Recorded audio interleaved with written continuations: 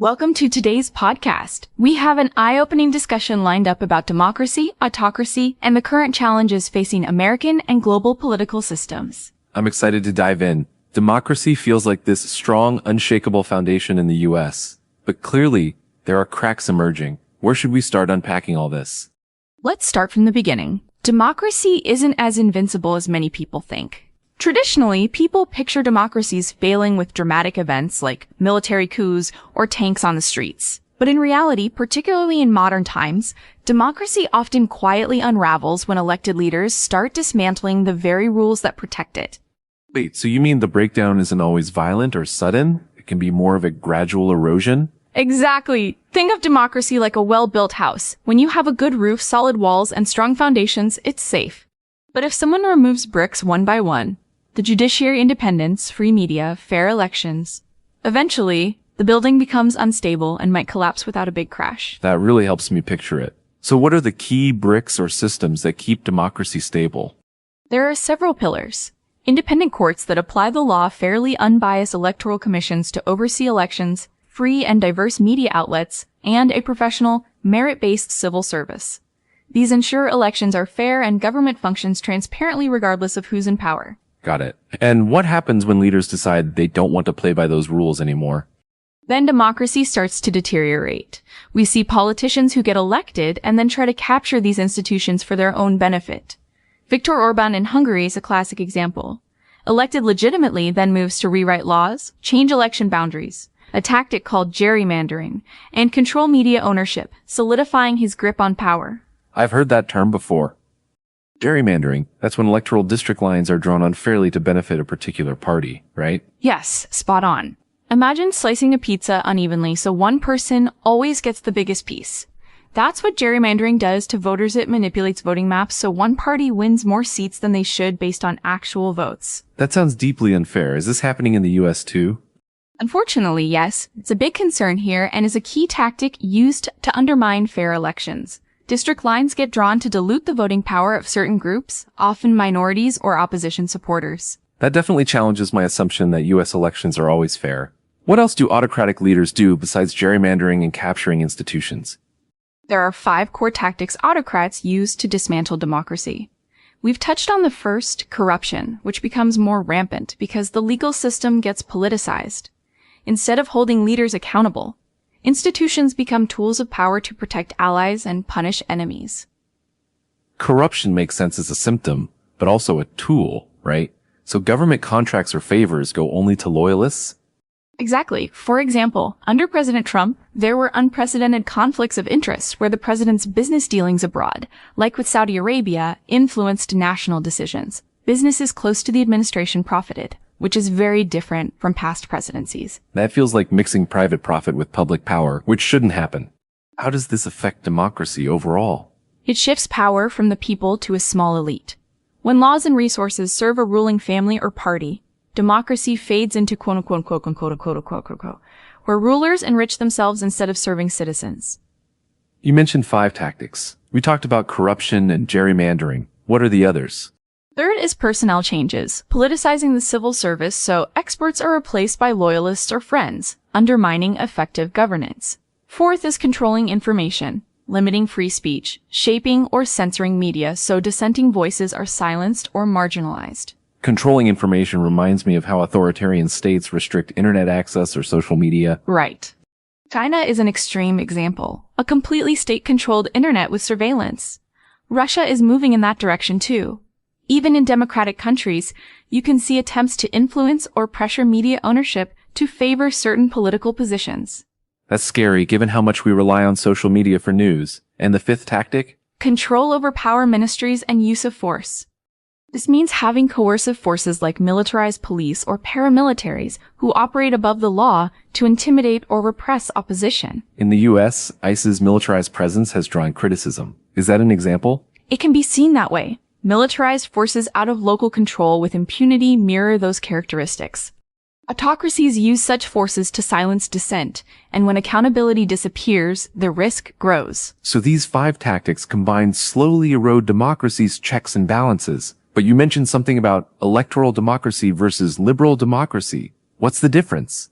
Great question. Liberal democracy has strong protections, impartial courts, independent media, fair elections, and respect for individual rights. Electoral democracy means elections happen, but institutions might be compromised, and rights are limited.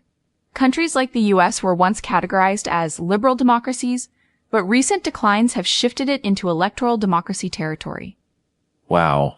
So we're seeing backsliding here at home. Is this a new phenomenon? It's more pronounced now. For decades, after the Cold War, many believed liberal democracy was inevitable and unassailable, but recent years have shown the opposite. Even established democracies can slip into autocracy by undermining key institutions. I hadn't realized American democracy had these vulnerabilities. What about the bigger picture? How does this all connect to global conflicts like Russia's war in Ukraine or tensions in the Middle East? These conflicts reflect a contest between democratic and autocratic systems. Russia fears popular democratic movements like Ukraine's 2014 revolution because it threatens their autocratic grip. Similarly, authoritarian regimes try to spread disinformation to undermine democracy globally. So democracy's fate isn't just domestic, but linked to geopolitical struggles? Absolutely. America's decline affects the 40-year built since 1945.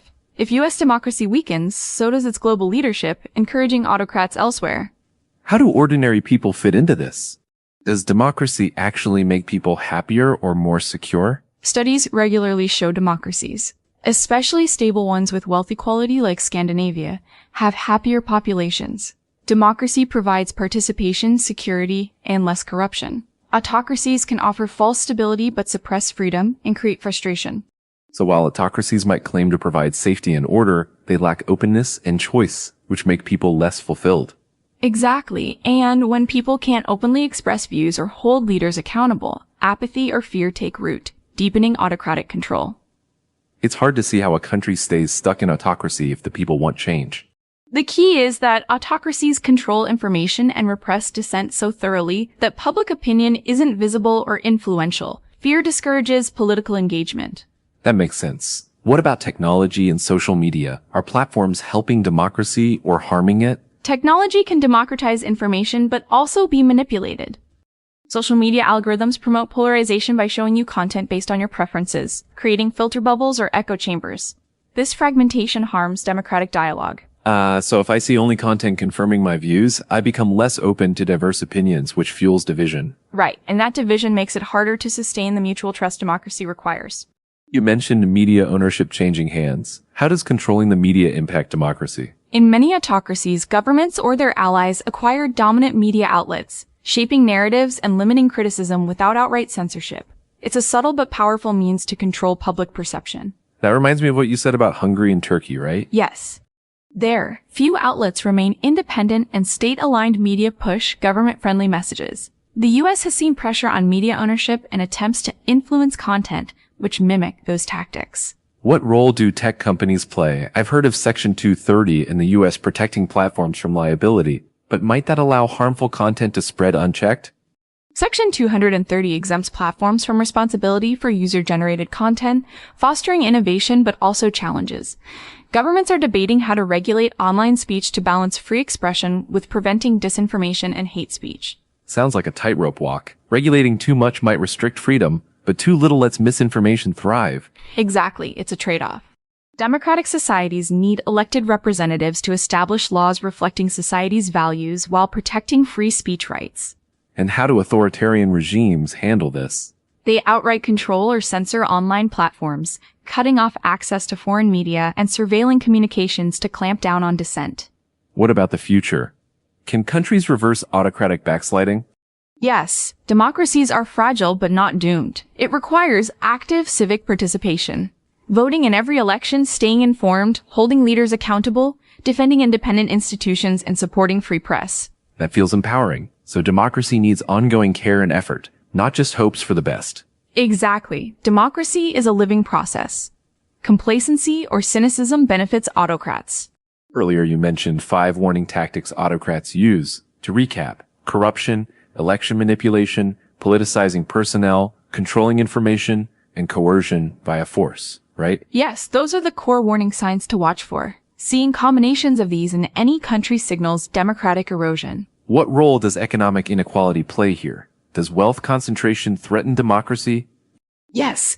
Historically, prosperous democracies balanced wealth through social programs and redistribution, fostering social trust. Extreme inequality concentrates power in oligarchs, who may undermine democracy to protect their interests. That explains why some wealthy elites might support autocratic tendencies. They want to maintain status and avoid political disruptions. Exactly.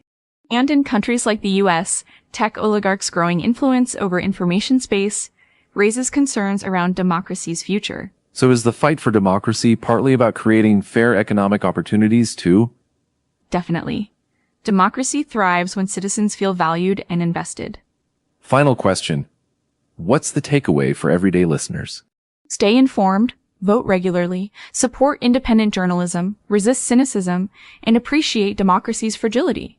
Understand the warning signs and actively play your part in preserving these institutions. I've learned so much that democracy isn't just a given, but a delicate system needing constant vigilance. Thanks for guiding me through these complex ideas. My pleasure. Democracy's future depends on engaged citizens like you who ask questions and care. Let's keep this conversation going. Absolutely. Until next time, everyone, keep questioning, stay curious, and vote. Well said. Thanks for listening.